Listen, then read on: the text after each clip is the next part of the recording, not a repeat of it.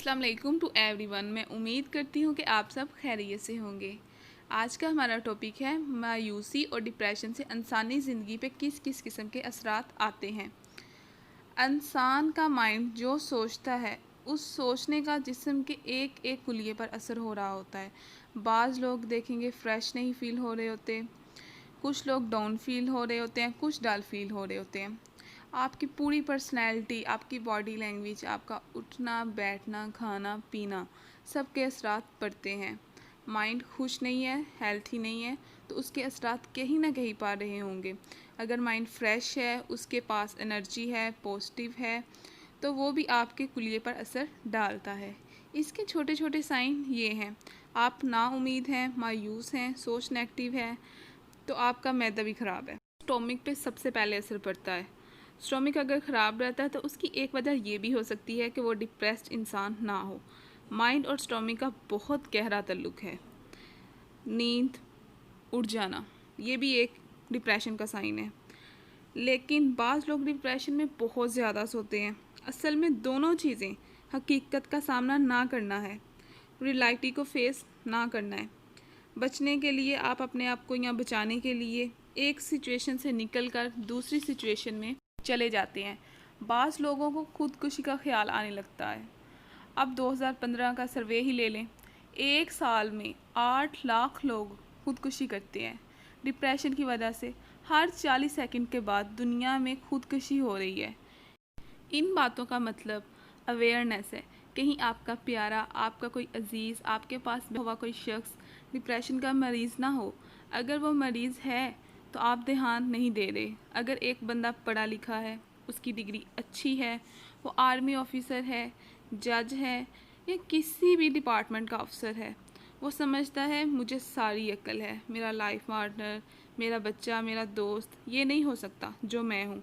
वो उसको समझाकर ठीक करना चाहता है, लेकिन खुद को नहीं। बाज़ डिप्रेशन के बंदों को भी पता नहीं होता कि वो डिप्रेशन का शिकार हैं। जो कोई टेक्निकल बंदा देखता है, सुनता है, पूछता है, जांचता है, वो कहता है कि आप डिप्रेशन के मरीज़ हैं। डिप्रेशन और मायूसी से निकलना भी एक आर्ट है। बाज़ औक़ात इंसानों की ज़िंदगी में ऐसी हकीकतें होती हैं, वो चाहता है कि ना ही मेरे सामने आए, लेकिन जब वो आ जाएं तो वो डिप्रेशन में चला जाता है। मायूसी से टेंशन भी होती है, क्योंकि सामने आई ना आई तो अच्छा होता है। इससे कैसे बचा जाए? अवेयरनेस के ना होने की वजह से ऐसा होता है, और ये ऐसी बीमारी है जिसको ड्रेस नहीं किया जा सकता। इसका जनरली रुझान मिलेगा कि तुम नमाज़ पढ़ो, इबादत करो, ठीक हो जाओगे। इबादत और नमाज बहुत बड़ा सल्यूशन है, लेकिन ये बेसिक प्रिंसिपल समझ लें। जिन लोगों का अल्लाह पे ईमान और तवक्कल है वो डिप्रेशन में नहीं जाते। इबादत अपनी जगह पे है। मैं इबादत को इसलिए शामिल नहीं कर रही कि ये समझना बहुत ज़रूरी है कि अल्लाह पे यकीन, अल्लाह पे तवक्कल, अल्लाह पे ईमान जिनका ज़्यादा होता है वो डिप्रेस होते ही नहीं। लेकिन बेसिक लाइफ के प्रिंसिपल वाज़िया होने चाहिए। लाइफ 3 हिस्सों में है, एक माजी, एक प्रेजेंट और एक फ्यूचर।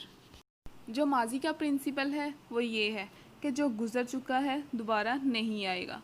जो हो गया है सो हो गया है, आगे देखो, पीछे मिट्टी डालो। क्योंकि आगे देखने की आदत इंसान को नॉर्मल रखती है। दूसरा प्रिंसिपल प्रेजेंट है, जो मौजूदा कंडीशन है। इसमें ये है कि इंसान सिर्फ ये सोचे कि जो कुछ हो रहा है अल्लाह के तवक्कल, अल्लाह पे यकीन, इस बुनियाद पे सब कुछ अल्लाह पे छोड़ दे। और तीसरा प्रिंसिपल है फ्यूचर। इसमें हर वक्त कुछ ना कुछ खदशा रहता है, कहीं मेरा बच्चा अगवा ना हो जाए, कहीं वो नशे का शिकार ना हो जाए। हर चीज़ में, हर काम में डर रहता है। लेकिन कहीं ना कहीं लोगों के खदशे भी बढ़ जाते हैं। खदशे बढ़ने से सुकून, चैन ख़त्म हो जाता है और उनकी ज़िंदगी अजीरन हो जाती है।